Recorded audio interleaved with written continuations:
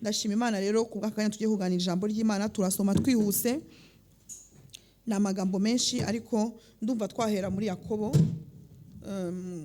Yakobo ni nka introduction y'ibyo tugiye kumva. Muzi ko umwaka ushize twagiye twiga amagambo menshi cyane, abantu wenda kuva mu kwa 9 mu kwa 10 twashoboye kujya tuyagarida, ariko uwakubaza tese umwaka wa 2019 mwizi iki mu rusengero, sinzi niba hari byinshi wibuka, ariko ngewe nagerageje kwibuka. Intangiriro y'umwaka burya ni igihe cyo gukora ibintu bibiri, ni igihe cyo kwibuka ibyatambutse n'igihe cyo gufata ibyemezo by'igihe kiri kuza. Amen. Nicyo bita mu Gifaransa bilan. Ni ukuvuga ngo ibintu byatambutse byanyigishije iki, habaye iki umwaka ushize, icyo nashoboye kugeraho ni iki, icyo natsinzwe ni iki, icyo nananiwe ni iki. Noneho ukavuga uti kubw'izo mpamvu uyu mwaka noneho ndabigenza gute kugira ngo ibyanesheje mbashe kubinesha, ibyo ntashoboye mbashe kubishobora. Natwe rero twiza amagambo menshi, ariko nagira ngo dusome ijambo rimwe riri muri Yakobo igice cya mbere 23 22 na 23, 22-23, niho duhera havuga ngo ariko rero mujye mukora iby'iryo jambo. Amen. Mwahageze? Ariko rero tujye tugira gute? Mujye mukora iby'iryo jambo, atari ugupfa kuryumva gusa mwishuka. Mu by'ukuri iyo umuntu atari prêt cyangwa iyo umuntu atiteguye gushyira mu bikorwa iby'ijambo ari kumva, birutwa no kuba atarigeze aryumva. Mu bintu byonyine tuzacirwaho urubanza ku munsi w'amateka, tuzacirwa urubanza rw'ibintu twamenye ariko ntitubikoreshe. Ikintu cyose wamenye ntugiha agaciro, ikintu cyose wamenye ntugishyire mu bikorwa, kizakubera ikibazo. Ikintu utamenye ntabwo Imana izakikubaza.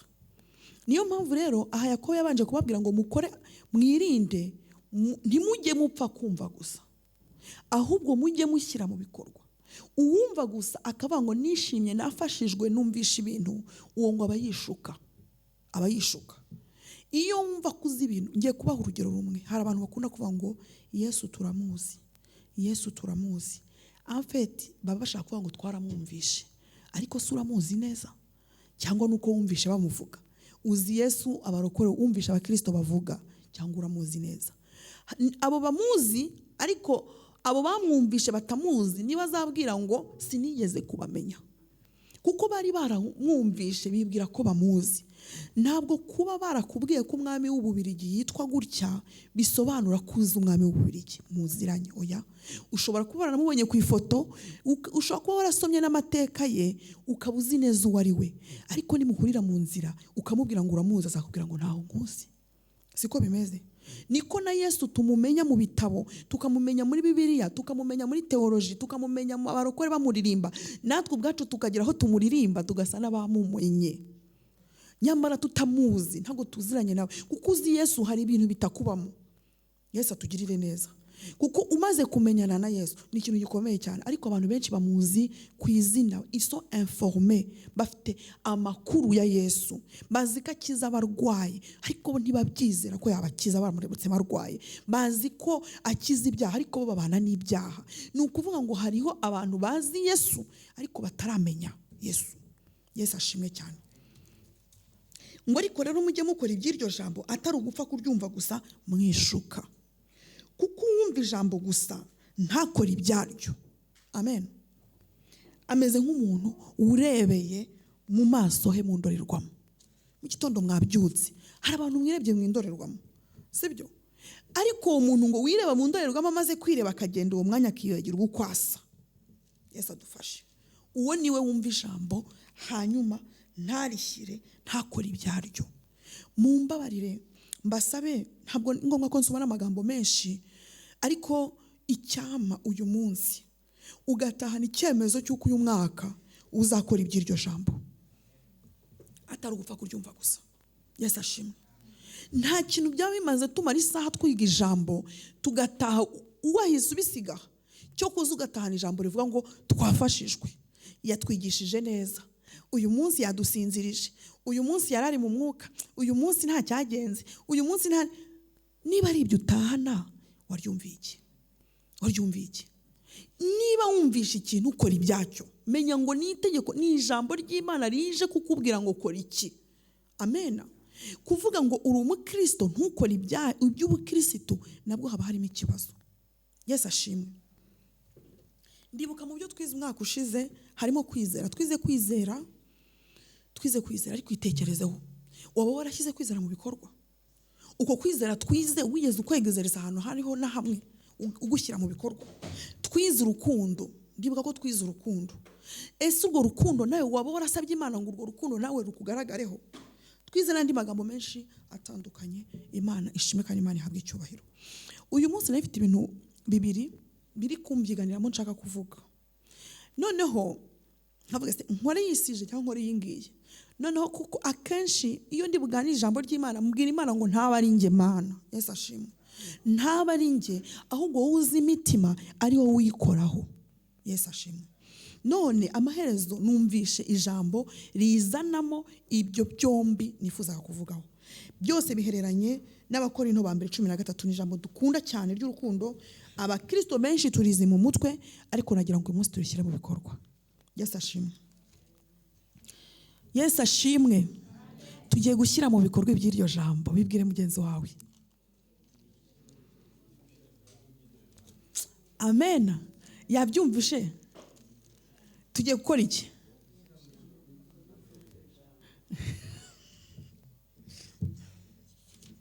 Nous allons mettre en pratique.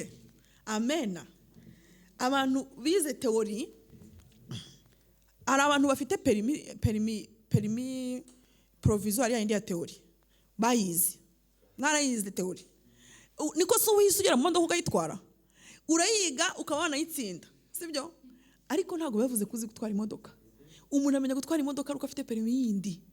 Yesu ashimwe. Kuba warakoze théorie ukayitsinda.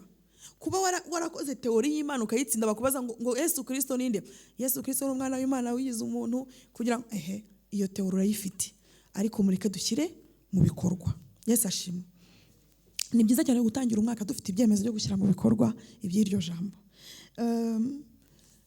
Maze iminsi numva inkuru zitandukanye, namwe mwese murazumva, ariko hari ibintu bimaze iminsi bitambuka byampaye icyigisho, byambereye urugero. Hari ibibazo dufite muri iyi minsi mu buryo bw'umwuka by'abantu b'abakristo, sibyo? Ariko batera imbuto za gikristo. Turi abakristo ariko nitwere imbuto za gikristo. Noneho ibyo bigatera ikibazo abandi bakristo, sibyo? Munyumve neza. Bigaba byatera ikibazo abandi bakristo, bagafata n'igihe cyo kubatekerezaho abo bakristo batitwaye nk'uko abakristo bagomba kwitwara. Bikaba byagera ku rwego bigenda bimenyekana, kanaka uzi ibintu yakoze, kanaka uzi ukuntu byagenze, uyu n'uyu byagenze gutya. Bikenda bikaba byinshi. Noneho dusome Abakorinto ba mbere 13, ndasoma umurongo umwe gusa cyangwa ibiri.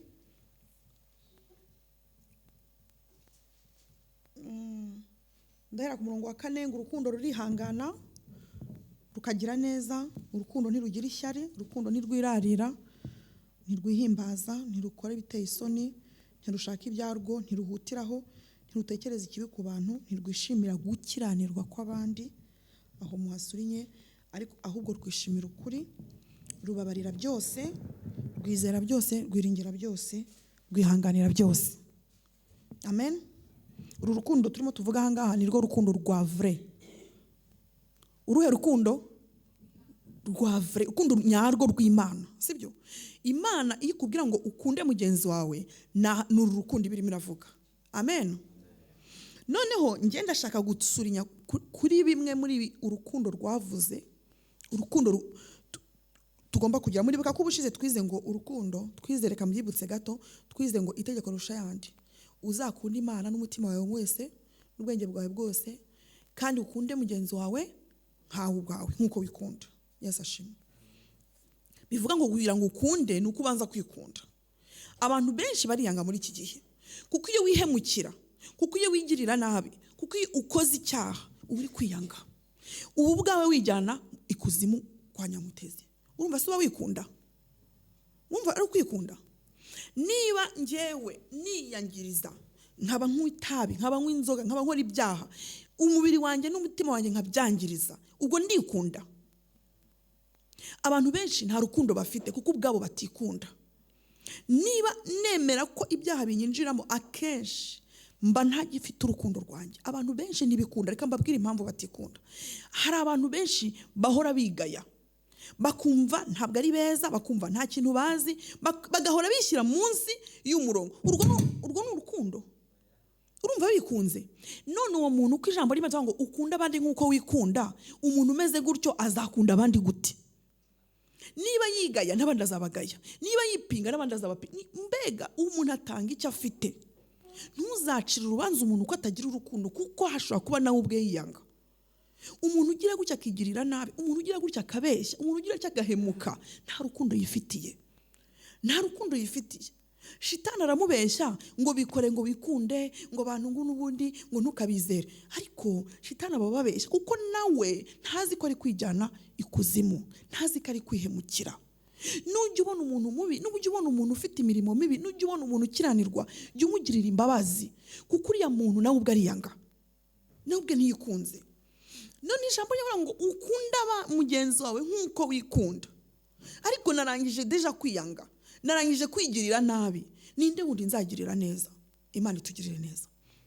Urwo rukundo rwo gukunda Imana n'imitima yacu yose n'imbaraga zacu zose no gukunda bagenzi bacu nkatwe, nirwo noneho tugaruka ahangaha dusoma Pawulo agira ihishurirwa. Haleluya! Ihishurirwa. Ngiye kubaha urugero. Nshobora kuba nzi Sandrine, kuri tumuzi, sibyo? Tumaze kumumenya, aciye hariya twati uriya ninde? Ni Sandrine. Ariko nta hishurirwa mfite kuri Sandrine. Ni ukuvuga ngo guhishurirwa ni ukumenya ikiri mu imbere y'uriya muntu. Yesu ashimwe. Ushobora kuvuga ngo urukundo, ndagukunda. Nshobora kuza kuvuga ngo ndagukunda, ariko ugomba kugihishurirwa ry'urwo rukundo ukunda ruruhe. Yesu ashimwe.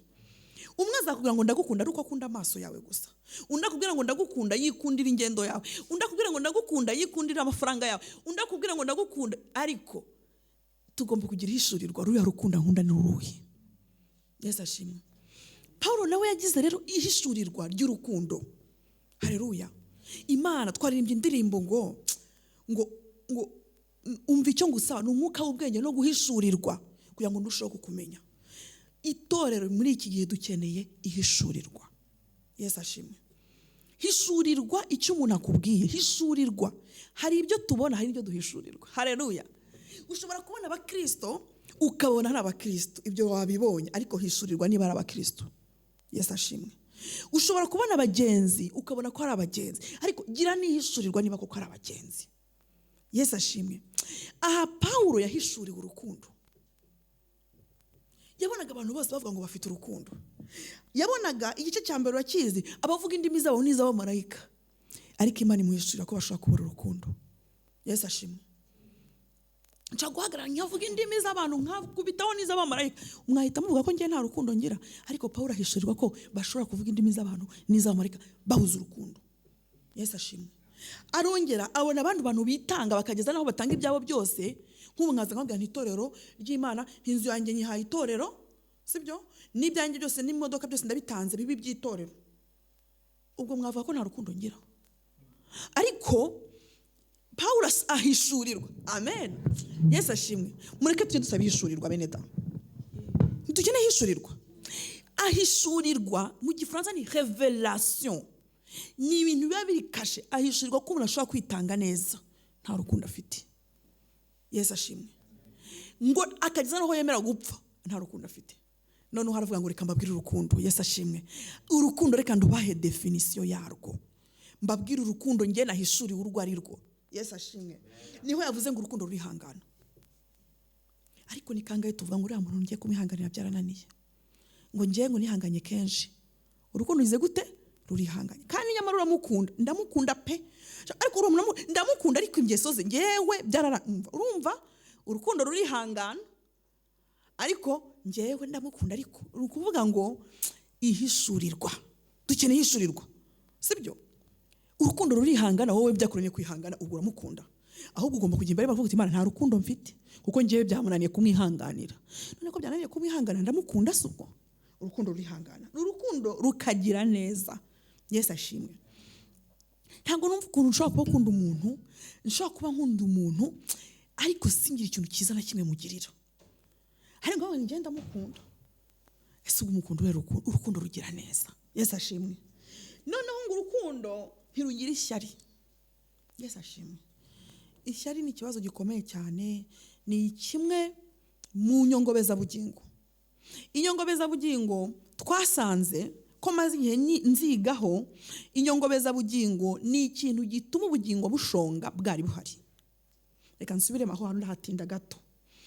Inyongobezabugingo ni ikintu gisanga umuntu wari ufite ubugingo buhoraho wakijijwe, bwa bugingo bwe bukagenda bushonga bushiramo, kuko hari uburyo tuzi ngo kwizera Yesu Kristo nk'umwami n'umucunguzi ukamwakira ubu tuhabwa ubugingo buhoraho, sibyo?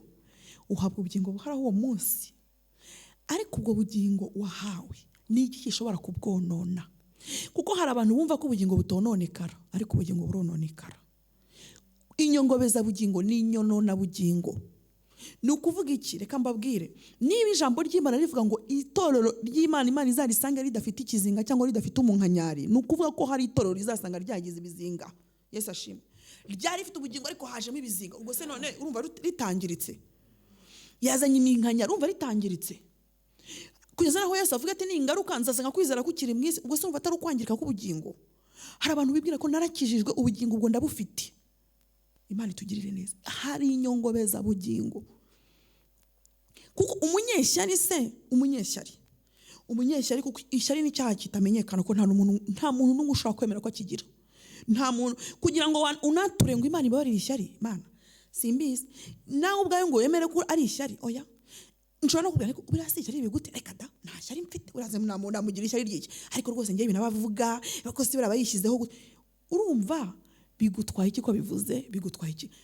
Ejo bundi navugaga ishyari ry'umuntu, umuntu akavuga ngo kanaka yadufashije, twafashijwe, ngo fungura se ngo yagufasha iki, nguriya n'ibintu bye ngo bira ngo yagufasha iki. Urumva aragira ngo udakomeza gufashwa, aragira nangashyari afite kuko uwo mvuze ko abwiriza neza, none we agashyari gatumye amumanura ati uriya saba n'ibiki byamuturukamo. Ishyari ni ikibazo gikomeye. Ishyari kugira ngo uzarimenye ko rikuriho ni ikibazo. Uyagiye gushima Imana ngo Imana ishimwe ngo yuko ngo yampaye iki, ngo inzu ngo buriya se ngo barimo kutwereka ko afite inzu, ngo buriya se ngo yagira ngo atwirate. Umva bigutwaye iki ko agize inzu? Yewe nabe ntayo ufite, basi wayisabye Imana, icyo kintu kigutwaye. Sagashyari mumva atari ishyari. Umuntu usazibuka gusaba Imana imbabazi z'ishyari, ngo ariko ngo bahora ngo ahora imbere yacu nguriya yabaye.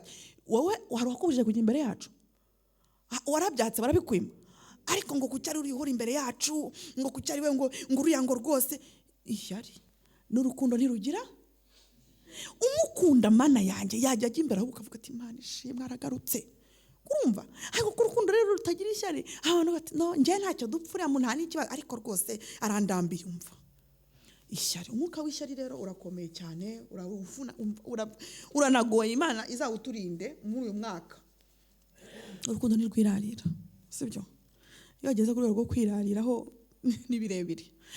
Urukundo ntirwirarira. Burya umuntu wirarira nta nubwo ajya yemera ko hari n'abandi bantu bagera ku rwego rumwe, kuko aba yumva ko abizi. Warabizi, abimenyereye, abifite muri expertise. Nta wundi rero n'umwe nyine arirarira. Urukundo ntirwirarira. Amina. Reka twihute ngo ntirwihimbaza, ntiutekereze ikibi ku bantu. Icyo nacyo ni ikintu nacyo gikomeye cyane. Dufite ikibazo mite mbivuga ntarabyibagirwa. Kare nari ndahangaha ndatekereza, numva ngize ihishurirwa ry'umunsi wa nyuma, umunsi w'amateka. Yesu ashimwe. Umunsi wawe uhagaze imbere y'Imana, mbabarira umbwire ninde wundi uzaba uhari?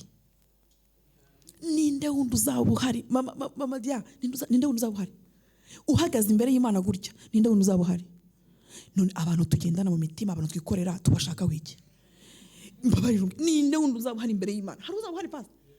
Ntawe. None abantu tugenda twikoreye, ukamva mu gitondo ukagera saa sita ukiga ku kibazo cyanjye, hanyuma kuva saa sita kugera saa 10 uri ku kibazo cya Isaac, ukava hanga ukagera ku kindi kibazo. Ibyo bintu imbere y'Imana nituhagera, reka mbabwize ukuri, umwanya ni muto, mureke twiyigeho. Dufite igihe gito, mureke twiteho igihe. Yesu ashimwe. Nimureke twige ibyacu. Ijambo ry'Imana ngo urukundo ntirutekereza ikibi ku bantu. Kuki dutekereza ibibi ku bantu? Ni gute njyewe ndivuga kuko byambayeho nshobora kumara umwanya ndimo ntekereza icyo undi yangiriye kibi kikanshengura umutima, ningera imbere y'Imana nzabyibuka ibyo bintu. Mureke dushake mu maso h'Imana, mureke dushake Imana yaturemye, Imana ifite ubuzima bwacu mu kiganza, Imana ifunga ntihagire ufungura, Imana ifungura ntihagire ufunga. Mureke ariyo dushaka, mureke aricyo gihe duta, naho igihe dutaye ku bantu kirahagije. Yesu ashimwe. Kuki dutekereza ibibi ku bantu kubera iki? Ni gute abo bantu n'abandi? Abo bantu hari n'uzaguherekeza, n'umugabo wanjye ntazamerekeza, n'umwana nta buri wese ngo azaba yibarizwa ibye nitugera imbere ya rwa rukiko. Yesu ashimwe. Tugiye kukigeraho. Ntirutekereze ikibi ku bantu, ntirwishimira gukiranirwa kw'abandi. Ibyo murabizi namwe ukuntu abakristo bamwe na bamwe bajya bumva ngo umuntu ngo byagenze gutya bikaba ikibazo, bikaba akibaza ati ni gute, ukabona mbese bisa n'ibimushimishije ko wa muntu wamurwanyaga yagize ikibazo. Nimureba se narababwiye, Imana idufashe, Imana itugirire neza. Ariko noneho ngo rwishimira ukuri rukababarira byose. Urukundo n'ukuri bene reka mbabwire, nitugira urukundo rwinshi nta mwanya wo kutababarira tuzagira. Yesu ashimwe. Ni gute umuntu w'umukristo, mumbabarire, muri uyu mwaka twisubiremo, ushobora kumara ukwezi ugitekereza icyo umuntu yakugiriye kibi, ukikibuka, ukigifite? Ni gute ushobora kwikorera umutwaro w'umuntu waguhemukiye cyangwa wakuvuze nabi ukawumarana amezi? Mwumva ibyo nari byiza? Mwumva ibyo nari ukuri? Yesu ashimwe. Mureke ni ukuri, tubabarire byose. Hano n'umuntu ukubwira ngo njyewe narababariye, ariko yavuga ngo yaranababariye, bugacya arimo avuga ibyo umuntu yamuhemukiyemo. Mwumva ibyo nari byo? Ubu nakoze icyaha kera, nakoze icyaha mu mwaka wa 2015. Imana irambabarira. Uyu munsi Imana ije kambwira ngo mwana wanjye, ngo wakoze ibi n'ibi, ikabinsubira. Urumva nakumva ko yambabariye? Imana ikubabarira bisiga ikabijugunya ikabirangiza. Wowe uravuga ngo naramubabariye, ariko rero ibi kuntu yamemukiye, Mana yanjye ntabyo. Mureke mbabwire, guhemuka kuriya muntu njyewe nubwo namubabariye bwose, ariko reka mbibabwire, yagize gutya arantumvuga, urimo uravuga ibyaha yakoze kandi uko wamubabariye, ukumva warababariye. Imana itugirire neza. Urukundo rubabarira byose. Ariko twebwe turababarira tukagira na reserve y'ibyo yadukoreye kugira noneho ukavuga ngo ubwenge, tugira ubwenge yakongera. None se niba yarandoze ni gute atakongera kwitwaza agashashi? Niba se mugira ubwenge, urumva ubwo bwenge bugatuma kubabarira kwacu kuba igice. Ni ngombwa kuvuga ibyo abantu bakubabajemo mu gihe wababariye. Urumva imbabazi ziba zihari, kuza kuvuga ngo muzi uriya muntu ibintu yankoreye, Mana yakoze ibi, naramubabariye, ariko Mana n'umurozi n'umutini, ariko naramubabariye. Umva harimo imbabazi. Njyewe warambabariye ukagenda umvuga gutyo, mpita numva ko utambabariye, sibyo? Ari nkawe ibishyire mu mwanya w'uwo muntu waguhemukiye, akaza gusaba imbabazi cyangwa ntazisabe. Ntimukajye mutinzwa n'abatarazisaba, kuko nabo bazatuma ukomeza kubabara. Mubabarira ataranazisaba, noneho ugatinzwa, akumva kuri kugenda uvuga hirya no hino ibyo yagukoreye. Mu by'ukuri niba yarafite na gahunda yo kuza gusaba imbabazi abivamo, sibyo? Nawe ahubwo arababara, arakomereka. Ndetse buriya ko yari mwene data, byari ngombwa ko yirirwa agenda mvuga ibyo namugiriye. Yesu adufashe. Urukundo rubabarira byose, rwizera byose, sibyo? Hanyuma rwiringira byose kandi rwihanganira byose. Reka dusome ijambo rimwe riri mu Baroma 14, n'ahantu nifuje ko tuganira cyane, kuko ndifuza kunyongobeza bugingo zose zituvunye muri iki gihe tuzikira. Uyu mwaka ni uwo gukora iby'iryo jambo. Yesu ashimwe. Ese nawe watangiye kumva ibyo ugiye gukora, ibyo ugiye gushyira mu bikorwa? Amen. Ibyo ugiye gushyira mu bikorwa, mettre en pratique cette parole qu'on va lire, Romains 14 verset 1 jusqu'à 4. Nous allons mettre en pratique, tugiye gushyira mu bikorwa. Yesu ashimwe. Biragoye cyane gushyira mu bikorwa ibintu utamenyereye. Ngiye kubaha urugero. Ushobora kuba umenyereye gutwara imodoka ikora mu buryo runaka wenda ifite amavitesi sibyo wamaze imyaka 10-20 yitwara niba guhereza imodoka ya automatique uzajya ugira gutya akaboko ushyireho ushaka gushyiramo ya vitesi kuko nibyo wamenyereye nukuvuga ngo nawe ushobora kuba waramenyereye guca imanza ushobora kuba waramenyereye kutababarira ku buryo rimwe kaza ariko ugahita wibuka uti no reka nshyire mu bikorwa ijambo Yesu ashimwe ahangaha ni ijambo rivuga ngo kudacirana imanza hari abashobora kuba barizi n'abatarizi ariko mu mbore ndisome Yesu ashimwe hari umuntu muri public ufite Bible y'Igifaransa nawe hano irahari reka manze ndisome mu Gifaransa reka ndisome mu Gifaransa turisome no mu Kinyarwanda ariko ndagira ngo tubyumve ma version yombi kuko burya hari igihe Ikinyarwanda kiba cyoroheje cyangwa n'Igifaransa kikaba kifite ibyo kibuze gusoma kabiri biraruta inyigisho nakongeraho biraruta ibisobanuro nashyiraho ngira ngo ijambo bwaryo uhabonye 14 umurongo wa mbere kugeza kuwa 4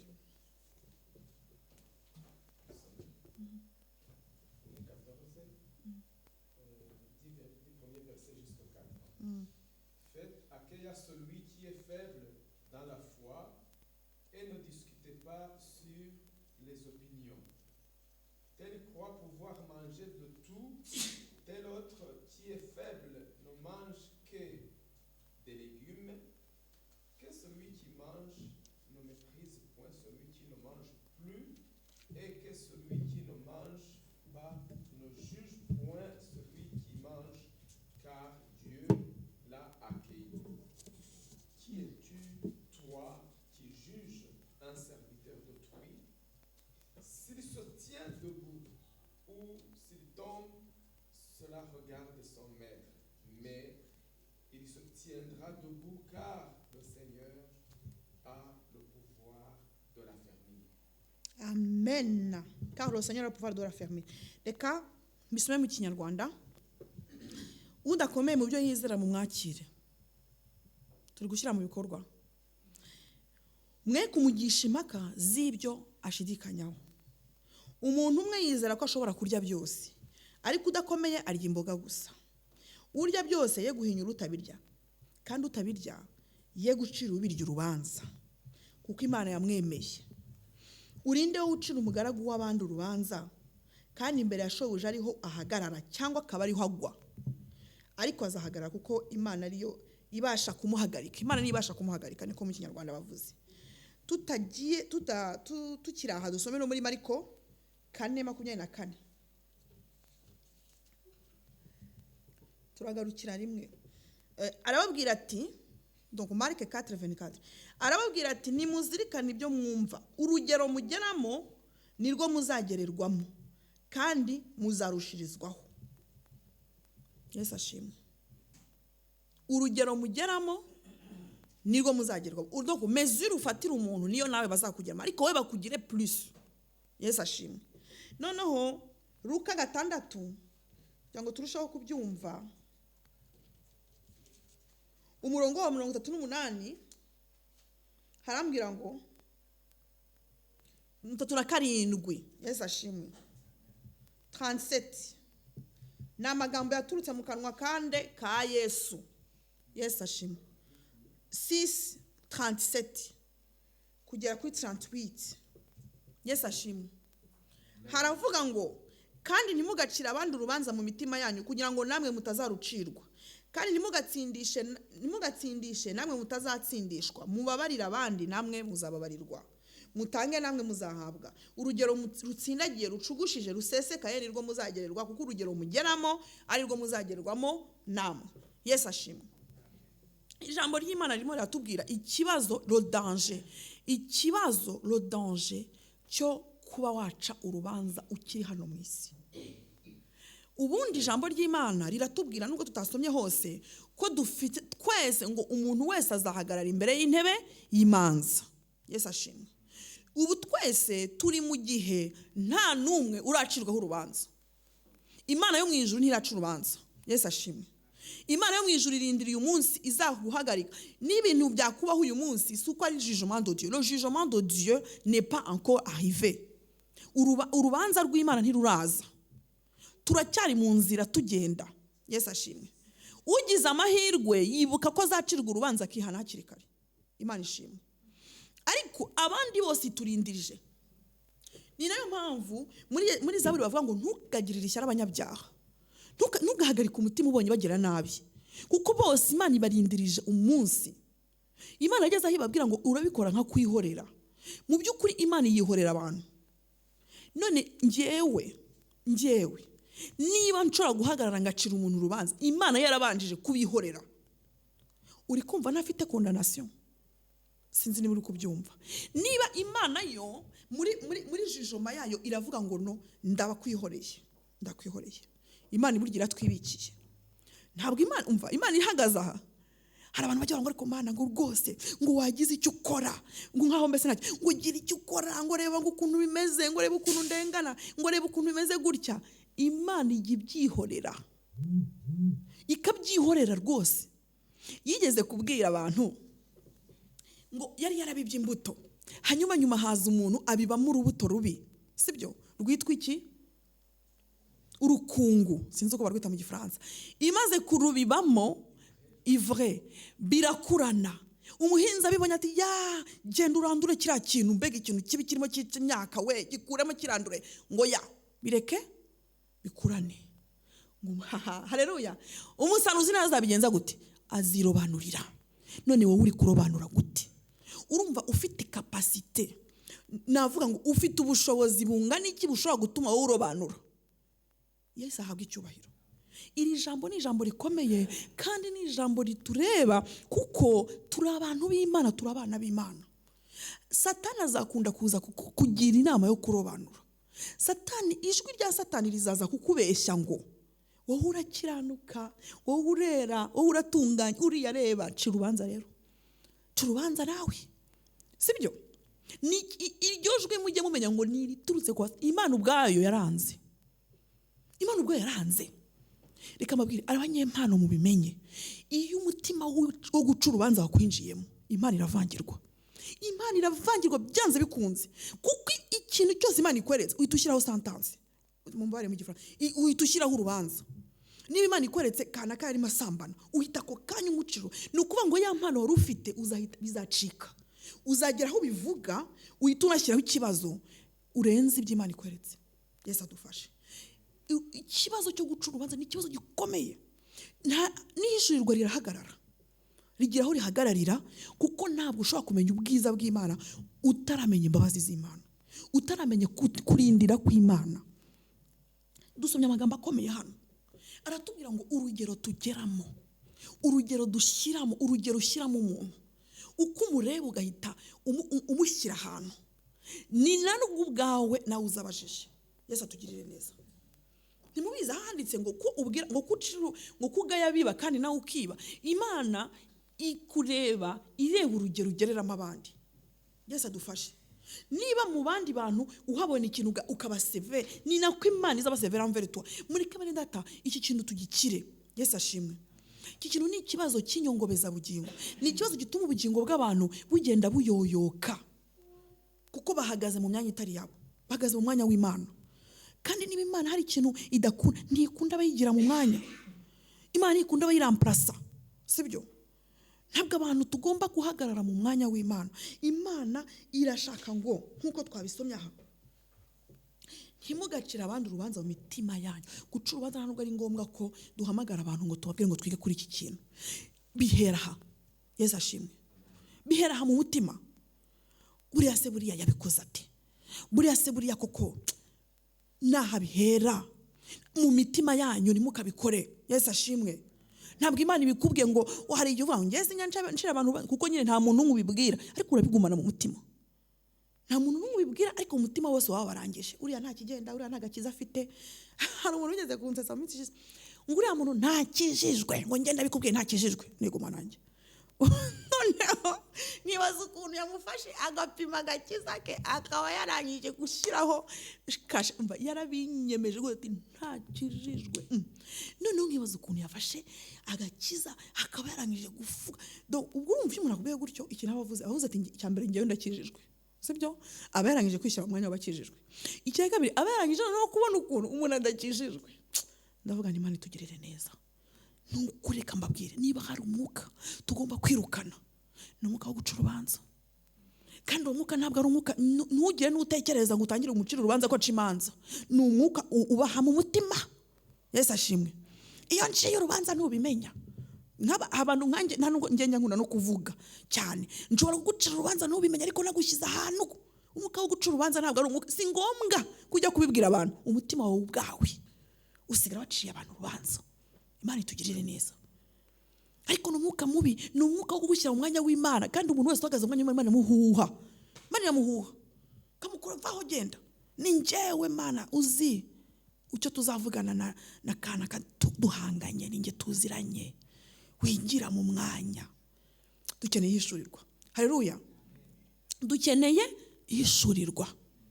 Kuri iki kintu dukeneye ishurirwa byinshi kuko kiraruhije abantu bari mu mitima yabo harimo ibintu byinshi byongobeza ubugingo bwabo. Abantu babaye abacamanza, abantu bahagaze ku ntebe y'imanza, abantu bavuga ibiri byo n'ibitari byo, abantu basigaye bafite Mana yanjye birakomeye kandi biraha mu mutima. Yesu adufashe. Ijambo ry'Imana twarisomye neza riravuga ngo urinde akazi ufite nakahe. Reka mbabwire mu mpano 5 muri ministeri 5 Imana yatanze yashyizeho abavuga butumwa, ishyiraho abigisha, ishyiraho abahanuzi, ishyiraho abapote 5. Zira ministeri 5 ese yashyizeho n'abacamanza ni ntumwe pastor hariho n'abacamanza. Imana ishaka kuzaduhuru ariko reka mbabwire muzi ikintu kizaba nitumara kugera mu ijuru ngo nibwo tuzicara na Yesu ngo duce imanza z'abazima n'abapfuye. Mukuri mbabwire burindiye kuzica urenze tuzose tugere mu ijuru ntacyo nugera uzazica rwose. Yesu ashimwe. Umva uzazica witonze cyane babanje kugera mu mwanya none uri kuzica utaranagerayo. Yesu adufashe. Nitumara kugerayo ye babawe nukuri ahubwo wowe ubu ngubu burekeraho stop urekeraho uvuga utereka mbanze mfate place yanjye ngereyo. Yesu ashimwe. Banze ufate umwanya wawe ugereyo nayo wicare wese uri ko wagezeyo ubone kwicara gucama uri muri acimanza naho utarakandagirayo nta nakajuru nta kantu kamwe ufite. Yesu adufashe. Nitumara kugera kuri iyo ntebe ngo twicaranye na Yesu ngo icyo gihe nibwo tuzacira imanza abazima n'ababo. Yesu azaduhamagara muze mumfashe ko mwebwe mwarakize mwebwe urubanza mwaruciyemo murakira. Yesu ashimwe. None wari wabona imfungwa irimo icira urubanza indi mfungwa muri prison? Twese ntiturakira, twese twaracumuye, ntiturashyikira ubwiza bw'Imana, turi kujya mu ijuru. None ni gute nge nk'imfungwa navuga ngo imfungwa yindi iyo iri kondane ngewe ndisove? Uva ari byo. Yesu ashimwe. Imana itugirire neza mu mitima yacu. Uyu mwaka wo gukorera iby'iri jambo, uyu mwaka wo kuva muri mwumvishe nkuko twasangiye ijambo ry'umwuka w'ishyari ni nako n'uyu mwuka wo guca imanza ugomba gushira. Kuko umunsi wose uzaba wumva uri guca urubanza mu mutima, sindi kuvubwira abantu, mu mutima ujye umenya ko uhagaze mu mwanya w'Imana. Ni umuntu ntuzi ko yiriwe, ntuzi uko yaraye, ntuzi yamuhamagaye ari iyihe ko hari Imana nyinshi zigeze zihamagara abantu, ntuzi iki, ntuzi uwakorera uwo ari we, urahagaze mu wuhe mwanya. Yesu ashimwe. Tuzarikomeza kuko hari ahandi hantu mu ijambo ry'Imana hari abafite responsabilité zo kugira ibintu bashyiramo ordre ariko ntaho bihuriye no guca urubanza. Yesu ashimwe. Kuko imbere y'Imana ni Imana izemera, ni Imana nizemerera umuntu cyangwa ikama. Twabisomye biri clair n'amagambo Yesu yivugiye kugira ngo namwe mutazarucirwa kandi ntimugatsindishe namwe mutazatsindishwa. Imana itugirire neza. Ni ikintu gikomeye cyane kandi ni impano y'abanyamubiri. Ni impano y'abanyamubiri, ni impano y'abantu bataramenya. Reka nze mbabwire umunyamubiri ni iki. Ndacyafite iminota nshobora kubabwira umunyamubiri. Umunyamubiri ni iki? L'homme charnel mu gifaransa. Umunyamubiri ni umuntu wumva ko ibintu byose afite n'ibyo yagezeho biterwa nawe.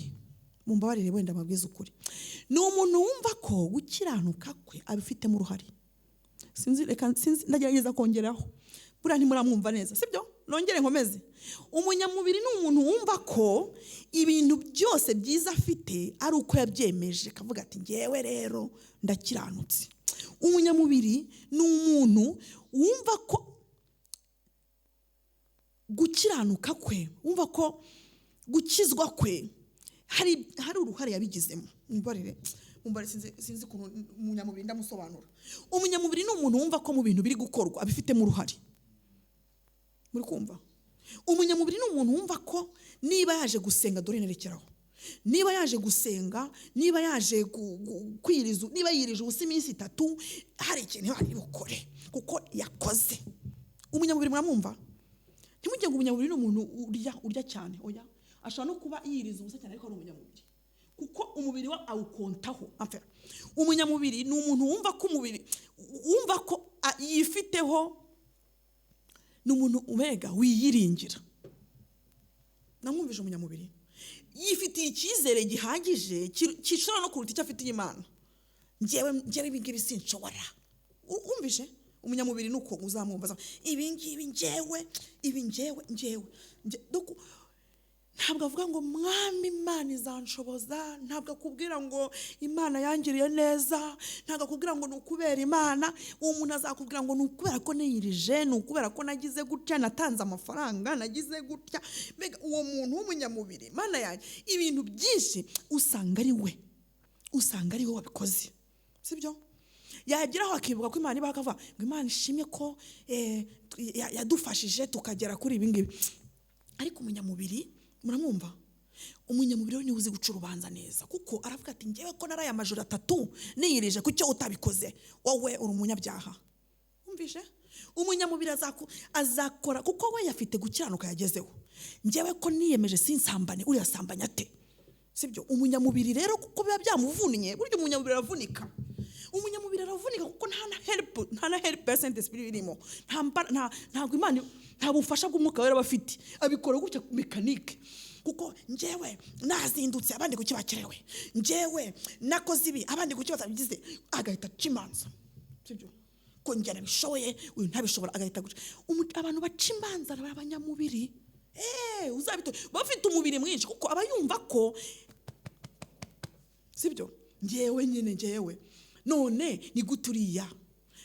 Muramuzi wa munyamubiri sinzi yakoraga icyari ujya waje akavuga ati njyewe Mana uzi ko niyiriza 2 mu cyumweru, umufarisayo ni ntanga icya 10 n'amaturo ndabemeza. Urumva aje azi gusengara akabwira Imana gutyo, ariko ndakaza akavuga ati mwami njyewe nukuri sinkwiye no gukura amaso, Mana nukuri ukuntu meze sinkwiye gukura mu maso, ngirira impuhwe.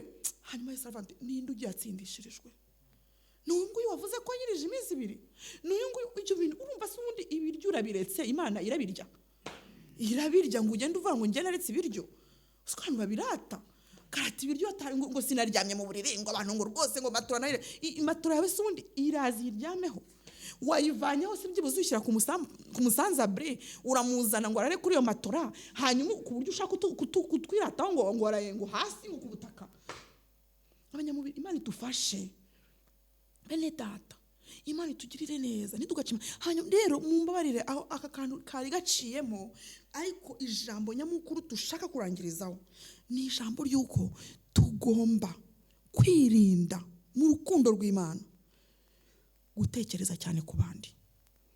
Sibyo? Twasanze imbere y'intebe y'Imana tuzaba turi twenyine, uzaburi wenyine nta wundi. Hari abantu bakunda gucumuzwa n'abandi, mureke mbarangirizeho. Buryo n'abanyamubiri bacumuzwa n'abandi, reka mbabwize ukuri. Umuntu ngo kanaka yangushe, yakugushe ko yagufasha kubita sa kugusha ngo yangushije ngo kuko niko iri jambo muri 2020 turikomeze turivuge ngo rwose ngo mwene data yandemereye ngo ndi yangushije ngo ndi yankubise hasi. Ibi ni biki? Dore se uwo mwene so niwe guhamagaye, yakubabariye ibihe bya yakubambiwe ku musaraba se byibuze ngo ni Yesu wakuhemukiye wakugushije, ukabona umunega bivuyemo akabivamo pe ngo nuko Clemence yamugushije ngo nuko kanaka yamugushije. Mureke bendata ntago ndi kwankuraje abantu bagusha abandi, ariko se twumvikana umuntu usiganyerera akanyerera no ku bantu imbere y'Imana se uzayibwira gutyo? Mana sinaje gusenga uko uriya muntu nge yarangushije none ureka gusenga. Umva icyo kintu muretse gusenga ngo muri amasengesho naho nzasubira ngo kanaka yarambabaje. Umva ibyo bintu koko muri atari kinyoma cy'umwanzi Satani. Hari abantu bajya bavuga ijambo ntago nari ndizi ngo Satani akutugaraguza gati. Umva atari kutugaragaza gati koko, aho umuntu agera gushwa n'undi ngo yavuze ngo birambaza ariko Mana ngo barakora Imana umva. Urumva umuntu urwo rugendo rujya mu ijuru azagera he? Azarenga umutaro koko? Niba ngo Satani arabizi ko ashobora gutuma umuntu uyu n'uyu bakugusha, urumva uzagera muri hejuru. Yesu adufashe. Inyungu beza bugingo zirahari. Mureke dukura amaso ku bantu. Turebe Imana yacu yaduhamagaye. Yesu ashimwe. Dushyire mu bikorwa iby'iri jambo apana kuryumva gusa. Wijya gushaka muri biriya magambo yo kukwaranja no kugufasha. Shaka ijambo ryose rigufasha rituma ubugingo bwawe bukira. Yesu ashimwe. Dutangiye umwaka. Numva Imana yadufasha. Ntituba abanyamagambo. Ntituba abantu bavuga. Ahubwo twa abantu bakora. Yesu ashimwe. Mumbabarire. Uyu munsi ntago navuze ibintu biri structure ariko nifuje ko Imana ituganiriza cyane mu kutaba abakristo bizina. Yesu ashimwe. Ntituba abakristo bizina. Ntituba abakristo b'ama etikete ngo bandike ngo uriya ni umukristo. Nta muntu ukeneye kumenya ko uri umukristo kurusha Imana. Yesu ashimwe. Niba ashaka bavuga ko udakijijwe ibyo bikutwaye iki? Imana ni ibizi. Yesu ashimwe. Niba ashaka bagucira imanza reka mbabwire reka tujye no kubana. Niba bagucira urubanza bigutwaye iki? Ibintu bigutwaye iki? Niba bakujije nabi bigutwaye iki? Ni ngombwa kwisobanura. Ni ngombwa ngo reka mbabwire uko byagenze ngo rwose ngiye barandenganya. Ibyo bigutwaye iki? Imana yakurenganyeje. Imana yaruciye. Yesu ashimwe. Tujye gusenga Imana. Tujye gusenga Imana na wumvishe ikintu nanjye hari icyo numvishe. Ndumva uko naje atari ko ndi butahe. Yesu ashimwe. Hari ijambo riri muri Yeremiya mumbare ndirangirizeho kuko naryo ni ikintu gikomeye cyane cy'abantu basigaye biringira abandi. Yeremiya 17. Abantu basigaye biringira abandi, hari n'abashaka ko babiringira. Mukora attention. Mwabyumvishe? Hari abantu basigaye bashaka ko abandi babiringira. Akaza ati sha ngewe ndi umukirisitu rwose nta nukuri nungira ntacyo mva ntago nzaguhemukira. Hari abantu bashaka babiringira. Hari n'abiringira abandi. Sibyo? Ati twebwe tumeze gutya. Nge pasiteri wanjye bimeze gutya. Ngewe bene data bimeze gutya. Agahora yiringira ati twebwe tumeze ukabona yiringiye abantu. Sibyo? Abo rero barakomererwa. Jeremi umurongo ibice 17 guhera ku murongo wa 5 n'amagambo Uwiteka yivugiye ntago cyahindura niko yavuze. Jeremi chapitre 17 verset 5. C'est une parole très importante ku bantu bareba ku bantu. Yesu ashimwe. Bwira mugenzi wawe ngo kura amaso ku bantu. Sibyo? Mumbare ndumva ari byo tugomba gukura amaso he ku bantu. 17 umurongo wa 5 ndahera mu gifaransa. Voici ce que dit l'Éternel. Maudit soit l'homme qui fait confiance à ce qu'est humain, qui prend des créatures pour appui et qui détourne son cœur dans l'Éternel. Il est pareil à un genévrier dans la plaine. Il ne voit rien venir de bon. Il habite les endroits brûlés du désert. Une terre salée et sans habitants. Mu Kinyarwanda ngo ukuntu kwiteka avuga ngo havumwe umuntu wiringira undi muntu akishimira amaboko ye mu mutima we akagira gute akimura Uwiteka. Yesu ashimwe. Ibintu bibera mu mutima. Yesu ashimwe. Mureke mborongere mbasabe bwira umuntu ngo ibintu bibera mu mutima. Ni mu mutima. Niho intambara ibera. Ntimugire ngo ni abantu babavuganye oya. Bibera he? Mu mutima. Hari abantu biringira abantu mu mitima yabo. Mu mitima bo bakimura Uwiteka. Akenshi hari igihe bera mu rukundo ugakunda umuntu cyane noneho agasigara gufasha kurusha Uwiteka gufasha. Cyangwa se ukabona umuntu arakijijwe ugahita umwiringiramo cyane kurusha kwiringira Uwiteka. Bene data Imana idufashe ngo mu mitima bo bakimura Uwiteka ngo bazahumera nk'inkokore yo mu butayu kandi kiza ntibazakibona ahubwo azatura ku gasi ko mu butayu mu gihugu cy'ubukuna kidatuwemo. Ibyo ni ibintu byumvikana. Niba wizera umuntu, niba utekereza umuntu ukamushyiramo ibyiringiro, umuntu ufite umwuka mu mazuru ejo yapfa, ejo yabura. Rero uwo muntu ameze nk'inkokore yo mu butayu nta kiza azabona. Ariko haleluya ngo hahirwa umuntu wiringira Uwiteka. Umurongo wa 8 hahirwa umuntu wizera Uwiteka Uwiteka amubera ibyiringiro ngo azahora n'igiti cyatewe hafi y'amazi gishorera imizi mu mugezi amen. Ntikizatinya amapfa nacana, ahubwo ibibabi byacyo bizahora bitoto, bizahorana itoto. Ntikizita ku mwaka wacanyemo amapfa, kandi ntikizareka kwera imbuto zacyo. Haleluya. Tujye gusenga Imana. Turabwirwa ngo nimureke tugire kwizera Uwiteka no kumushyiramo ibyiringiro. Haleluya. Twamaze kubona ko abantu ntacyo bivuze. Abantu umva, ntitugomba kubarebaho, ntitugomba kubacira urubanza, ntibagomba kuturemerera, ntibagomba kuturemereza, ntibagomba kutunyereza, ntibagomba kutugusha. Abantu ni abantu, nta byiringiro, sibyo? Ahubwo turebe Uwiteka, twizere Uwiteka, dukorere Uwiteka. Haleluya. Niba uri gukorera Uwiteka ntuzabihagarika ngo abantu bakuvuze. Yesu ashimwe. Niba uri gukorera Uwiteka koko ntuzabihagarika ngo abantu bakuremereye. Niba uri gukorera Uwiteka koko ntuzabivamo. Yesu ashimwe. Ibyo bintu abantu bakuremereza ukabivamo ntabwo aba ari Uwiteka, kuko ari Uwiteka nyawe. No. Ntabwo wacogozwa n'incamugongo. Yesu ashimwe. Nukuri mureke duhaguruke ku ntebe z'imanza twicayeho, mureke duhaguruke ku ntebe za victime twicayeho zo kumva ko abandi batushakaho ibintu. Nta wagushobora. Yesu ashimwe. Nta wagukomaho, nta wakunyeganyeza. Uri muri Uwiteka neza uzamera nk'igiti cyatewe hafi y'umugezi. Yesu ashimwe. Naho izuba ryacana ngo imizi yacyo izahora ifite amazi. Yesu ashimwe. Umuntu wiringira Uwiteka akamubera ibyiringiro ahora akomeye muri veri, muri ete, mu bushyuhe, igihe cyose ibintu birahindagurika, agakomera agashikama, ntapfa kurira. Yesu ashimwe. Haleluya. Mureke twiringire Uwiteka, duhaguruke dusenge Imana. Cyo gusaba Imana imbabazi. Ariko mu gusaba Imana imbabazi harabamo no gusaba Imana ngo Mana nyemerera ubu ibyiringiro byanjye bikomeye, ibyiringiro byanjye bishikamye, amaso yanjye nyakure ku bantu. Yesu ashimwe. Tujye gusenga Imana dukura amaso ku bantu. Uyu mwaka dukura amaso ku bantu, turebe ku Uwiteka. Mana Data ishobora byose, ijambo ryawe ni rinini kandi riraturuta, rije kuduhugura no kudufasha no kutwubaka, ariko banje gusenya ibitubakitse byose.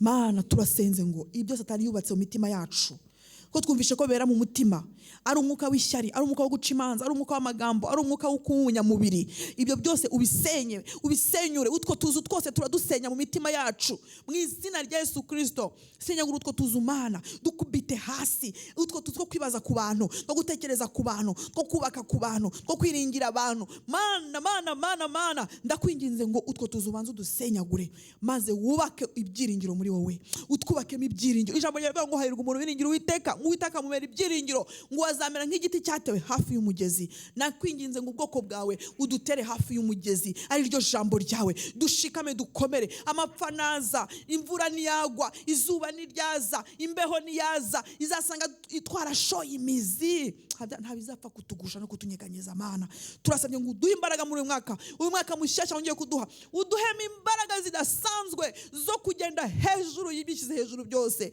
zo guhagarara tudatsinzwe n'urubanza rwawe Mana, kuko tuzi ko ari wowe mucamanza wenyine. Ni wowe imbere yawe dutsindirwa cyangwa tugatsindishirizwa. Niyo mpamvu tukwinginze ngo dushoboze guhagarara tudatsinzwe. Ijambo ryawe riraduha inama ngo mwambare intwaro zose z'Imana, ngo kugira ngo mubashe guhagarara mudatsinzwe n'umuriganya. Twirukanye umuriganya Satani mu izina rya Yesu. Twirukanye ibituruka ku muriganya byose, yaba amayerekwa, yaba amagambo, yaba amajwi twumva, ibituruka kuri Satani turabihagaritse, turabomora, turakubita hasi, turashwanyaguza, turabloka, turadiritinga ibintu byose bituruka kuri Satani. Turahamagara Imana, turahamagara umwuka wera kugira ngo uze kuyobora buri wese muri twebwe, ngo tube abagabo nyabagabo, dukomere dushikamiye mu ijambo ryawe. Icyubahiro kibi cyawe mu izina rya Yesu Kristo. Amen.